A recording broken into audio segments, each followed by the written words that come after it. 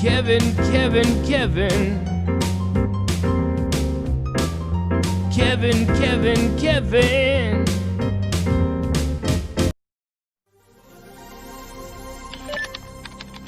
I am talking to space. Okay, Kevin, calm down, be professional. Talking to astronauts in orbit is as easy as picking up the phone. It has taken many months to arrange an interview with astronauts on the International Space Station. And with this final hurdle cleared, I will shortly be talking to people orbiting the Earth. All the best, Kevin. I will move to control room. On my computer monitor I watch the live images which NASA TV is relaying from Houston of the International Space Station control room. Although I will be able to see the astronauts, they will only hear me by the phone. On the screen NASA astronaut Scott Kelly and Russian cosmonaut Mikhail float into view. The two crew members are 4 months into their year-long mission, aimed at investigating the effects of long-duration spaceflight. Hello Scott and Mikhail, you are both looking very fit after 4 months in space.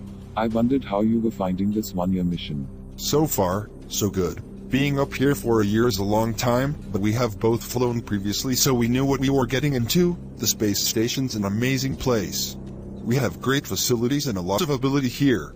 So we are both optimistic that we've got over 200 days ahead of us, but those will be smooth sailing.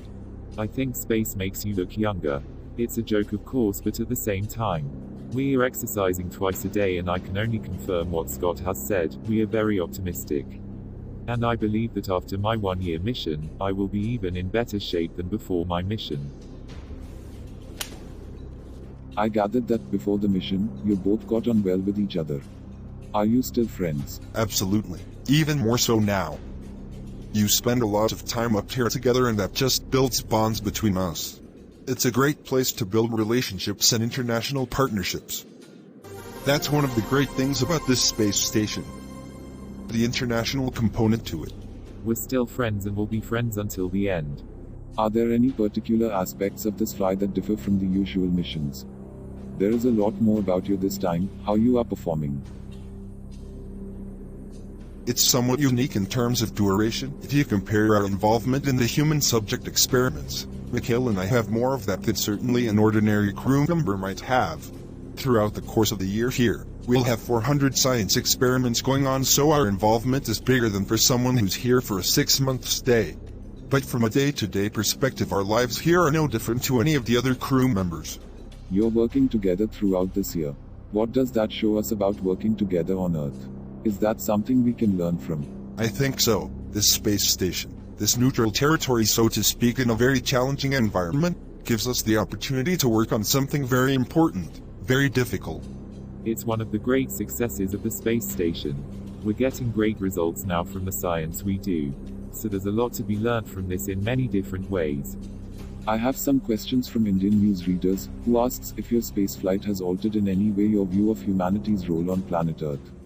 Every time I fly in space, I am struck by how small it makes the Earth appear and how it makes it seem like we're all citizens of one place, not any particular countries. You don't see political borders that are drawn on maps, you see physical borders only. It really gives you the sense that we're part of one big team, Team Earth. The other thing you notice is the atmosphere is very thin, it looks very fragile. So for me those are the two main things that I find over the course of my career, how my perspective has changed. And I wondered whether your training has prepared you for what you've encountered so far. Absolutely, we have a great team on the ground, an international team, not just in the US but in Russia, Japan, in Europe, Canada, that train us for many years for these missions. Although there are a few things that you don't realize until you're up here and you can't really simulate the microgravity environment. By and large we're very well trained, and that's because of the great people we have on the ground. Does it change your dreams? I had an interesting dream last night, but I'm not going to share it with you. In any case, I was asked after my last flight whether you dream if you're on Earth or in space, and I actually couldn't remember. So now I write my dreams down, and most of the time they're about being on Earth, but sometimes they're about being on the space station too. You know, like a lot of people's dreams, pretty weird.